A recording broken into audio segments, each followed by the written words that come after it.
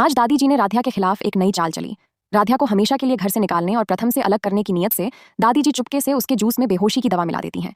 योजना यह होती है कि प्रथम के हाथों से जूस पीते ही राध्या बेहोश हो जाए। इसके बाद दादी जी अपने आदमियों को आदेश देती हैं कि बेहोश राध्या को किसी अनजान शहर में ले जाकर छोड़ दें, ताकि वह कभी वापस इस परिवार में ना आ सके और हमेशा के लिए प्रथम की जिंदगी से दूर हो जाए। तो शुरुआत होता है आज का न्यू इंटरेस्टिंग वीडियो।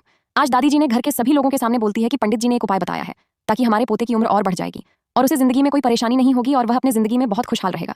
तभी प्रथम कहता है कि दादी, पंडित जी ने कौन सा उपाय बताया है? तभी दादी जी कहती हैं कि उसके लिए निर्जला व्रत रखना होगा।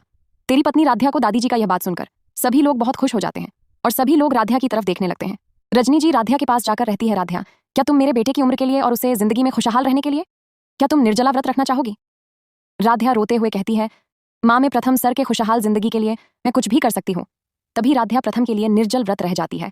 राध्या अपने कमरे में अकेले चुपचाप बैठी होती है। वह प्रथम के बारे में सोच रही होती है। तभी दादी जी बहुत ही चालाकी से जूस में बेहोशी का दवाई मिला देती है और मिलने के बाद वह प्रथम कहती है, बेटा, ये जूस राध्या को ले जाकर पिला दो ताकि राध्या को आराम मिल सके। प्रथम तुरंत जूस लेकर राध्या को ले जाकर पिलाने लगता है। प्रथम कहता है, राध्या, ये लो, जूस पी लो। लेकिन राध्या कहती है, हमें जूस बिल्कुल भी पसंद नहीं है प्रथम सर, मैं उसे नहीं पी सकती हूँ। तभी प्रथम कहता है, राध्या, तुम्हें मेरी खातिर पीना पड़ेगा। तभी राध्या प्रथम के हाथों से जूस पीते ही अचानक लड़खड़ा जाती है।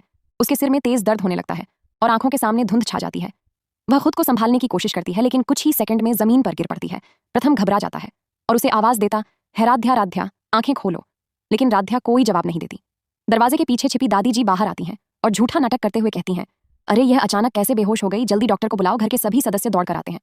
किसी को समझ नहीं आता कि अभी कुछ देर पहले बिल्कुल ठीक दिख रही राध्या अचानक कैसे बेहोश हो गई। उसी समय परिवार का एक सदस्य राध्या का आधा भरा हुआ जूस का गिलास देखता है। उसे कुछ अजीब गंध महसूस होती है, लेकिन वह उस समय कुछ नहीं कहता। प्रथम तुरंत राध्या को अस्पताल ले जाता है। डॉक्टर उसकी जांच शुरू करते हैं। बाहर पूरा परिवार बेचैन होकर बैठा रहता है।